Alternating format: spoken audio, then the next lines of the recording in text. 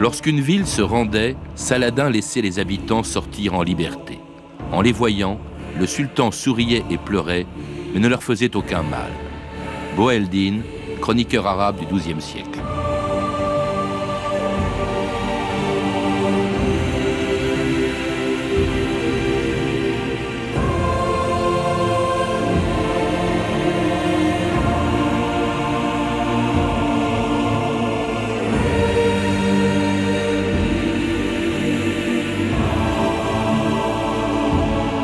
« 2000 ans d'histoire.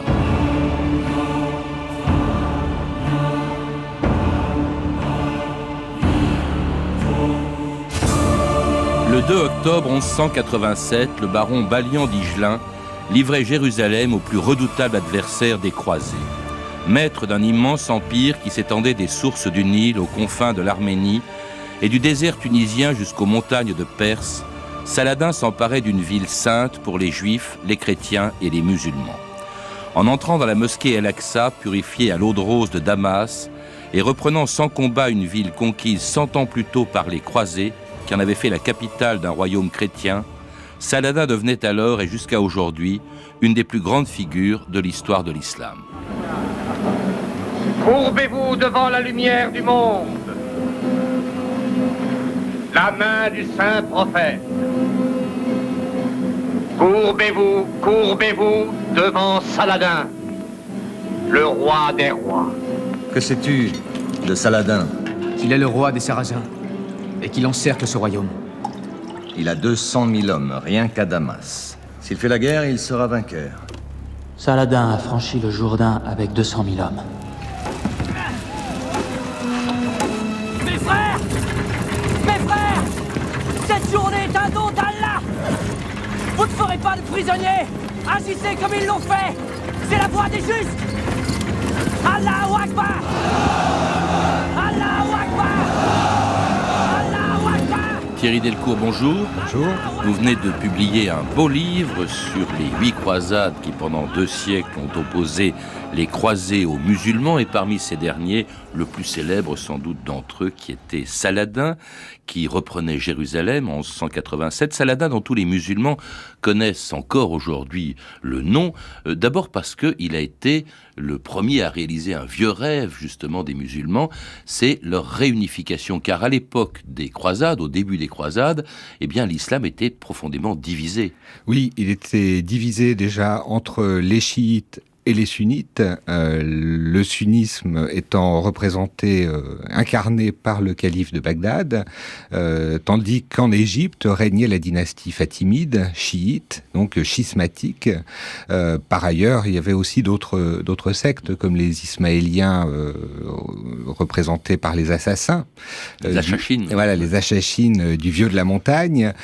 Et puis, sur le plan politique, le monde musulman était profondément divisé entre le reste, les vestiges de l'ancien empire arabe, les domaines dominés par les Turcs, envahisseurs installés depuis le début, la première moitié du XIe siècle en Anatolie, en Asie centrale, et puis bien entendu également des populations berbères ou d'autres populations indigènes qui étaient plus ou moins soumises au pouvoir central. Alors, division qui explique peut-être le succès de la première croisade à la fin du Xe siècle, la prise de Jérusalem par les croisés en 1099, et puis la mise en place d'un grand royaume de Jérusalem, en fait, un royaume et puis 3 comtés ou principautés. Il faut peut-être rappeler aussi tout de suite comment étaient organisés justement ces États latins d'Orient, comme on les appelait, Thierry Delcourt. Alors, les États latins d'Orient, ils se sont organisés de manière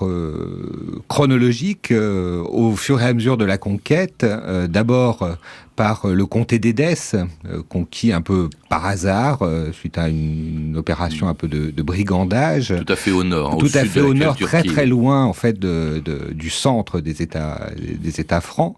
La principauté d'Antioche, au nord de l'actuel Liban, qui est un État qui a toujours posé des problèmes parce que revendiqué par l'Empire byzantin, puisque c'était un territoire très anciennement byzantin et qui venait tout juste d'être conquis par les Turcs lorsque les Francs s'y sont présentés. Le comté de Tripoli, qui correspond à peu près au sud du Liban, et puis le royaume de Jérusalem, alors qui correspond à peu près à l'étendue géographique actuelle d'Israël et des territoires palestiniens, mais qui va un peu au-delà, jusqu'à Amman, en Jordanie. Donc un ensemble relativement vaste que finalement peu de chevaliers francs suffisent à conquérir. Alors qui tient bien pendant à peu près un demi-siècle jusqu'à ce qu'ils subissent leur première défaite, ces croisés, ces États francs, avec l'émir, je crois, de Mossoul, qui s'appelait Zanghi, qui prend la ville de Édesse, ce qui va faire tomber d'ailleurs le comté d'Édesse et provoquer la deuxième croisade, une croisade d'ailleurs qui n'a pas eu de suite, qui a été un échec pour les croisés. Et puis alors Zanghi qui a été le premier aussi à vouloir rassembler les musulmans avant un autre qui était important, qui a précédé Saladin, qui s'appelait Nour al-Din. Oui, alors Zanghi, effectivement, c'est le fondateur d'une dynastie, puisque Nour ad-Din est son fils, et c'est effectivement le premier qui réussit à reprendre du terrain aux Francs. Et c'est pour ça que la conquête d'Édesse en 1144 a eu un tel retentissement en Occident, puisque finalement, sur le plan stratégique, ce n'était pas si important, on était assez loin des bases franques, mais le fait que les Francs, qui se considéraient comme ayant une mission de libération de la Terre Sainte, aient pu être vaincus par des musulmans, a eu vraiment un énorme retentissement qui a justifié cette deuxième croisade prêchée par Saint Bernard. Alors Nour al-Din donc rassemble les musulmans, et le premier à le faire, en prenant le contrôle essentiellement de la Syrie, et puis ce sera après lui Saladin qui devient sultan d'Égypte et qui deviendra le pire adversaire des croisés contre lesquels il va organiser une armée redoutable. L'issue d'une bataille ne dépend pas seulement d'Allah, mais aussi du degré de préparation, des forces en présence, de la bonne santé des soldats et du libre accès aux points d'eau. Pour assiéger une ville, il ne faut pas avoir d'ennemis dans le dos. Combien de batailles Allah a-t-il fait gagner aux musulmans avant que je règne ? C'est-à-dire avant qu'Allah ne décide de me confier le royaume. Très peu, c'est vrai. C'était en punition de nos fautes. Non, c'est parce que vous n'étiez pas prêts. Raisonne ainsi et tu ne resteras pas longtemps sur le trône. Si je ne suis plus roi, tremblez pour l'islam. Tu as promis de nous rendre Jérusalem. Souviens-t'en.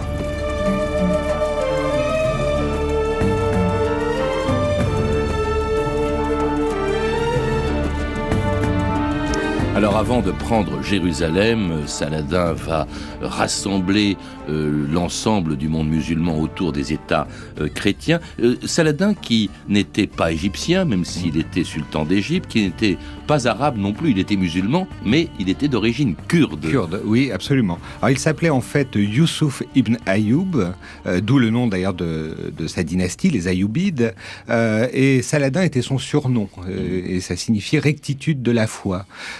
Il était né effectivement dans le Kurdistan actuel, au nord de l'Irak, à Tikrit, ville qui a aussi connu un autre enfant célèbre, Saddam Hussein. Oui, Saddam Hussein, qui comme beaucoup de dirigeants arabes d'ailleurs, passe son temps à invoquer Saladin. Absolument, oui. Et Saladin est une figure très importante dans l'imaginaire arabe. Et il a accompagné son père au service de Zenghi, et puis ensuite il est entré un petit peu plus tard au service de Nour ad-Din comme un de ses lieutenants. Aux côtés de son oncle Kirkuk, qui sera, lui, le premier conquérant de l'Égypte. Alors, il va rassembler sous son autorité à la fois l'Égypte, dont il était le roi, puis ensuite la Syrie, si bien qu'il encercle littéralement les États chrétiens, mais avec eux, il entretient, semble-t-il, au début de bons rapports, il n'ose pas trop les affronter immédiatement, et notamment avec le roi de Jérusalem, Baudouin IV, le roi lépreux, qui était très jeune, et avec lesquels lequel il conclut une trêve assez longue. Oui, c'est ça. La situation était un petit peu compliquée parce qu'il avait aussi affaire à des résistances dans ses propres États, notamment en Syrie. Après la conquête de l'Égypte, où il a pu s'installer de manière assez solide, il a fallu quand même qu'il prenne le contrôle de la Syrie, de l'Irak, et pour cela, il avait besoin d'un peu de tranquillité du côté franc, d'autant que les États francs étaient relativement solides et bénéficiaient de secours très réguliers venus d'Occident. Donc, effectivement, on voit des tentatives d'escarmouches, des batailles, mais rien de très sérieux jusqu'à la fin du règne de Baudouin IV. Alors donc une trêve qui va être assez longue, une trêve qui va être menacée à plusieurs reprises par un personnage essentiel dans l'histoire que l'on raconte, c'est-à-dire le prince Renaud de Châtillon. Voilà, Renaud de Châtillon, qui a d'abord été prince d'Antioche, puis comte de Tripoli, puis... Voilà. Et ce Renaud de Châtillon, qui était un personnage extrêmement turbulent et qui allait provoquer, au fond, la guerre entre Saladin et les croisés, qui avait même entrepris de s'emparer des villes saintes des musulmans, d'aller jusqu'à Médine. Absolument, c'est-à-dire qu'il a lancé une expédition maritime dans la mer Rouge qui s'est aventurée très très au sud de la péninsule arabique et qui est arrivée à quelques kilomètres de la Mecque sans le savoir, sans s'en rendre compte. L'affaire s'est très mal terminée, les quelques marins ont été massacrés par les troupes de Saladin, pour d'autres envoyés en esclavage, mais l'affaire a quand même eu un très grand retentissement dans le monde musulman, parce que c'était la première fois que des chrétiens étaient sur le point de toucher au lieu saint. Et puis alors ce Renaud de Châtillon va continuer comme ça ses escarmouches avec les musulmans, y compris après la mort de Baudouin IV, auquel succède Guy de Lusignan. Oui. Et en 1187, il va rompre la trêve conclue avec Saladin en attaquant une caravane de musulmans. Guy de Lusignan et Renaud de Châtillon, à la tête des Templiers, ont attaqué une caravane sarrasine. Renaud, avec ses Templiers, a rompu le serment de paix du roi. Saladin va attaquer notre royaume. Nous ne voulons pas d'une guerre contre Saladin. Nous voulons l'éviter, et notre victoire n'est pas assurée. Blasphème! Proclamons la guerre! C'est la volonté de Dieu! C'est la volonté de Dieu! C'est la volonté de Dieu!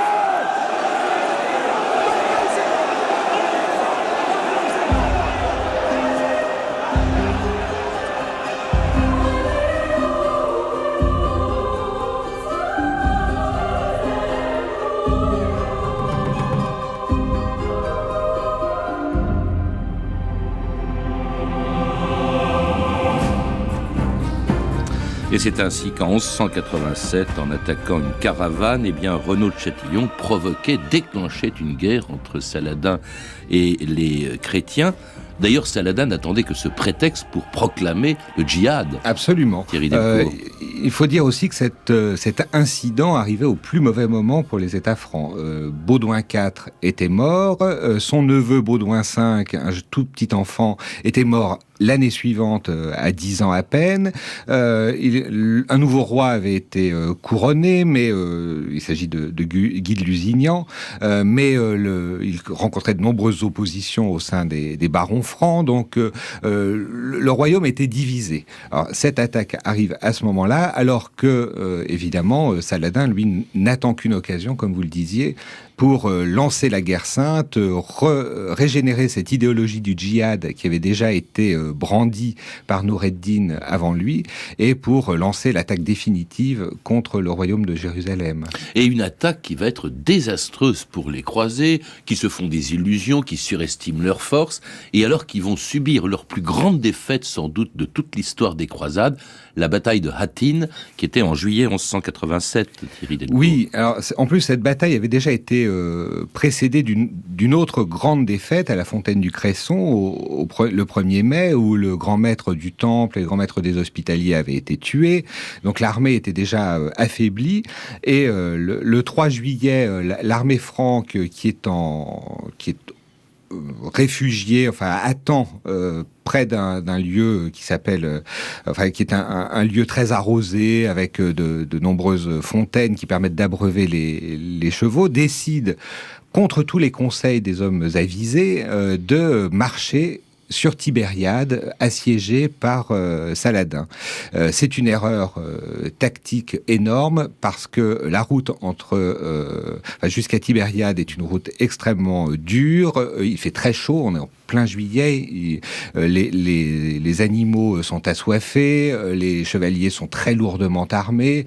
Ils ne réussissent pas à avancer au rythme nécessaire. Ils sont harcelés par les archers de Saladin, et ils sont obligés de camper dans la nuit du 3 au 4 juillet, entourés par l'armée de Saladin qui allume des feux, donc ils ne peuvent pas dormir. Le lendemain matin, ils repartent, ils sont obligés de se réfugier sur une hauteur qui s'appelle les Cornes de Hattin, au-dessus de Tibériade, et là, l'armée de Saladin lance l'assaut décisif contre ces chevaliers très mal équipés pour une bataille dans des lieux aussi escarpés, aussi difficiles. Et qui vont subir des pertes considérables. Considérables. Et alors, le roi de Jérusalem, Guy de Lusignan, et ce fameux Renaud de Châtillon sont capturés eux-mêmes. Alors là, ils vont avoir un sort différent. Saladin va décapiter l'un et épargner l'autre. Voilà, c'est ça. Renaud de Châtillon, qui était considéré comme un traître... celui qui avait rompu la trêve. Voilà, est immédiatement décapité par Saladin, qui lui a quand même proposé de se convertir à l'islam, et Renaud ayant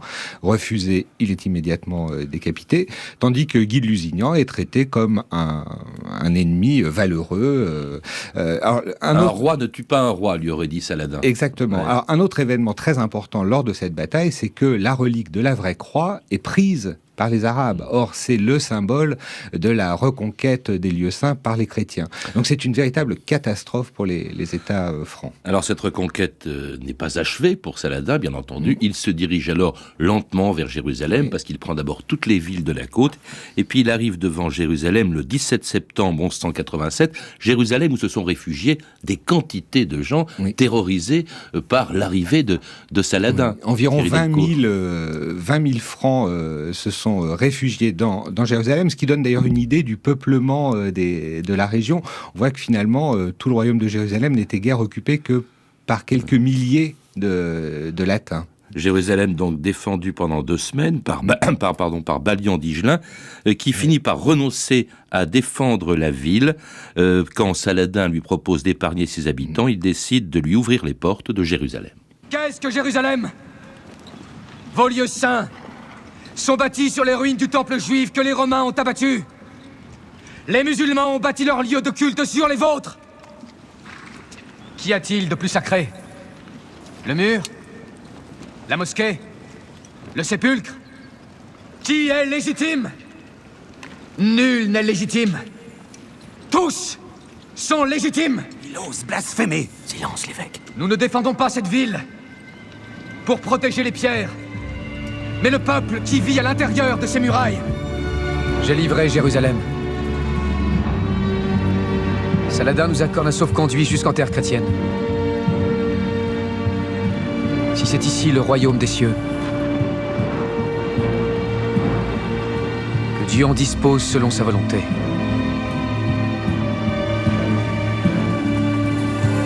En fait, Jérusalem est tombée pratiquement sans combat, Thierry Delcourt. Oui, alors, bien entendu, ces défenseurs francs étaient démoralisés par ce qui venait de se produire, et puis la population musulmane qui habitait sur place, et même d'ailleurs une partie des chrétiens orientaux, ne souhaitaient que le retour de la domination arabe, évidemment. Donc, la solution la plus raisonnable était effectivement de rendre les armes sans trop résister. Saladin épargnant la population de Jérusalem, ce qu'il ne faisait pas toujours dans toutes les villes où il passait, mais là il l'a fait. Voilà. Il y a une très belle formule de Saladin, très actuelle je trouve d'ailleurs. « Garde-toi, disait-il, de verser le sang, car le sang versé ne dort jamais. » Voilà. Et puis il a été très soucieux aussi de laisser aux chrétiens un certain nombre de symboles, et en particulier il a empêché ses soldats de démolir l'église du Saint-Sépulcre, alors que il voulait absolument, bien sûr, s'attaquer à ce symbole de l'occupation. Peut-être parce qu'en 1099, c'est-à-dire un siècle avant, 90 ans avant, eh bien, quand les croisés avaient pris Jérusalem aux musulmans, il y a eu un véritable massacre. Absolument. À ce moment-là. Oui, et oui. là, justement... Et le souvenir en était resté. Et le souvenir en était resté. Donc, la population est épargnée. Mais alors, en Occident, ça a une conséquence considérable. Ça va provoquer la troisième croisade, Thierry Delcourt. Non sans mal, car les souverains occidentaux ne sont pas forcément tous très enthousiastes, en particulier le roi de France Philippe Auguste et Henri II Plantagenet, qui sont en conflit permanent pour la domination de la Normandie et de l'Aquitaine, n'ont pas très envie de s'engager dans une expédition commune. Et puis finalement, la mort d'Henri II Plantagenet permet d'arranger les choses, et Philippe Auguste décide de se croiser en même temps que Richard Cœur de Lion, le nouveau roi d'Angleterre, pendant que en Allemagne, l'empereur se croise parallèlement. Alors l'empereur, c'est Frédéric Barberousse, lui, il va mourir en route pour la croisade, il meurt noyé dans un fleuve au sud de la Turquie. Richard Cœur de Lion et Philippe Auguste arrivent ensemble à peu près, pas par le même chemin, mais arrivent à Acre, qu'ils prennent d'ailleurs à Saladin. Et puis, Philippe Auguste abandonne Richard Cœur de Lion, qui se retrouve tout seul, au fond, devant Saladin. Il y avait une grande estime, bien qu'ils étaient ennemis, entre les deux hommes, Thierry Delcourt. Oui, c'est vrai. Ils s'admiraient réciproquement. Ils s'admiraient, il y a eu des échanges d'ambassades, il y a même eu une tentative d'union très personnelle entre Richard Cœur de Lion et Saladin, puisque Richard a proposé à Saladin d'épouser sa sœur pour unir les destinées de l'État musulman et du royaume latin. Alors donc il s'empare de la ville d'Acre, je parle de Richard Cœur de Lion. En revanche, il renonce à prendre Jérusalem, alors que c'était l'objectif. Il fallait reprendre à nouveau Jérusalem sur les musulmans. Il ne le fait pas. Alors, il ne le fait pas, il tente de le faire quand même. Et donc il y a toute une expédition qui aboutit d'ailleurs à une grande victoire sur les armées de Saladin, à Arsouf. Mais l'expédition traîne, les conditions du pays sont absolument exécrables. Il fait toujours très chaud, les chevaliers s'impatientent. Et donc finalement, Richard Cœur de Lion, qui est pourtant en vue de Jérusalem, doit renoncer à prendre la ville parce qu'il craint les défections dans son armée. Et il finit par accepter donc une trêve que lui propose Saladin le 2 septembre 1192. Votre Altesse, l'ambassadeur sarrasin est arrivé. À son souverain seigneur, son Altesse Richard Cœur de Lion, roi d'Angleterre, duc de Normandie et d'Aquitaine, comte d'Anjou, le salut respectueux de Saladin, roi des rois, sultan d'Égypte et de Syrie, lumière et refuge de la terre. Laisse s'établir une trêve entre nous, tandis que l'émir Hilderim, qui sait sauver l'homme de la mort, sauf de celle qui est inscrite sur son front, va chasser l'ange de destruction loin de ta tente. Qu'en pleine vigueur reviendra à Richard Cœur de Lion, que l'issue de cette guerre puisse se décider par rencontre entre lui et moi, seul à seul. Et cette trêve, la trêve de Jaffa, donc laisse à Saladin Jérusalem, mais en revanche, la côte reste encore entre les mains des croisés. C'est ça. Donc les conséquences de la troisième croisade ne sont pas totalement négligeables, puisqu'elles ont permis aux Francs de reconquérir toute la bande côtière, de s'installer durablement autour d'Acre en particulier, et pour un siècle, puisqu'il faudra attendre 1291 pour que les derniers établissements tombent aux mains des musulmans. En revanche, ils gardent Jérusalem. Ils vont le garder d'ailleurs pendant 8 siècles, pratiquement. Oui, pratiquement. Il se trouve quand même que Frédéric II va réussir à reprendre Jérusalem pour une dizaine d'années, en 1239, et puis que Thibaut IV de Champagne aussi, à l'occasion d'une expédition, reprendra très, très provisoirement Jérusalem un petit peu plus tard. Mais il est vrai que la ville est de fait redevenue musulmane à cette date. Et ça, malgré 5 autres croisades, il y en a eu 8 au total, Thierry Delcourt, qui n'ont jamais... 8 principales, parce qu'il y a aussi ce qu'on appelle des croisades, c'est-à-dire la reconquête de l'Espagne sur les musulmans. Oui, et puis beaucoup de petites expéditions mineures. La croisade contre les Albigeois aussi, par exemple.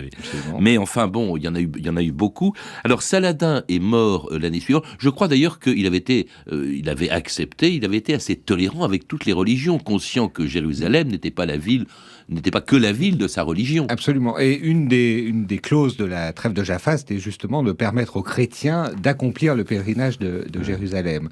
Donc, effectivement, la fin de la vie de Saladin est marquée... Il est mort un an plus tard. Oui, très, très vite, sous le sceau de la tolérance. Et c'est l'image qui va rester de lui, à la fois en Occident et en Orient. Et avec une grande renommée qui a dépassé d'ailleurs le monde musulman. Il était admiré aussi par les chrétiens en Occident. Oui, d'ailleurs, il y a une chanson de geste célèbre du cycle de la croisade qui raconte l'histoire de la vie très imaginaire de Saladin, puisque Saladin séduit la reine de France, il vient en Occident et sur son lit de mort, il décide de s'administrer lui-même le baptême. Oui, tout ça était une légende, évidemment. Bien sûr, évidemment. Mais c'est assez extraordinaire. Au fond, c'était un personnage assez étonnant. On a rarement vu, surtout dans ce qu'on appelle aujourd'hui, ou dans ce qu'on refuse d'appeler l'équivalent de nos croisades, un tel respect mutuel de la part des adversaires, comme ça a été le cas entre Saladin et notamment Richard Cœur de Lion. C'est vrai, oui.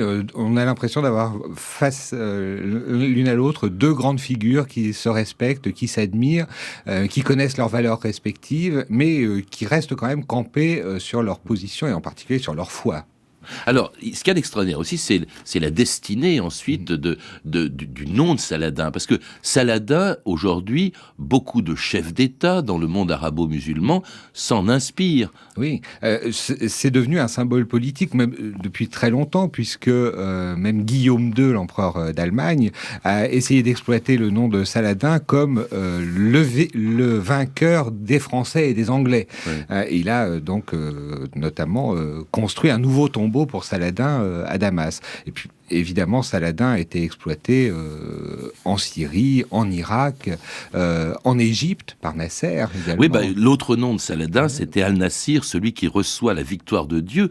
Et c'est un nom très répandu en islam. Oui, tout à fait. Hein, oui. Al-Nasir ou Nasser. Nasser, oui. Et Saladin est très présent dans l'enseignement primaire, dans le monde arabe. Voilà, on fait de lui un peu l'équivalent de Jeanne d'Arc pour la France de la Troisième République. C'est le libérateur, l'homme qui incarne la grandeur du nom arabe. Et puis surtout aussi celui qui a réalisé, pas pour longtemps, parce qu'après sa mort, son empire va se disloquer, mais qui a réalisé un vieux rêve, au fond, du monde arabe, et même de l'islam en général, au-delà des Arabes musulmans, c'est-à-dire leur réunification. Une réunification partielle, puisqu'il restait quand même les Turcs en Anatolie, mais c'est vrai, effectivement, il est le symbole de cette unité, de cette Oumma, qui reste un rêve durable pour tous les musulmans et tous les Arabes. Merci Thierry Delcourt. Pour en savoir plus sur les croisades en général, je recommande la lecture de votre livre « Les croisades, la plus grande aventure du Moyen-Âge », illustré par une très riche iconographie et des photographies de Charles Henguien et qui vient de paraître chez Nouveau Monde Éditions. Vous êtes également l'auteur de la littérature arthurienne aux presses universitaires de France dans la collection Que sais-je. À lire enfin 2 livres publiés aux éditions Gallimard Découverte, Saladin, le Sultan Chevalier de Jean-Michel Mouton et L'Orient des Croisades de Georges de Tate. Et enfin, il vient de sortir en librairie un livre de Pierre Aubé, Un croisé contre Saladin. C'est tout simplement l'histoire de Renaud de Châtillon et qui a été publié chez Fayard. Vous avez pu entendre des extraits des films suivants: Kingdom of Heaven de Ridley Scott, disponible en DVD chez Pathé, et Richard Cœur de Lion de David Butler. C'était 2000 ans d'histoire, à la technique Anne-Laure Cochet et Céline Bonhomme, documentation et archives Emmanuel Fournier, Claire Destacan et Franck Olivard, une réalisation de Anne Kobilac.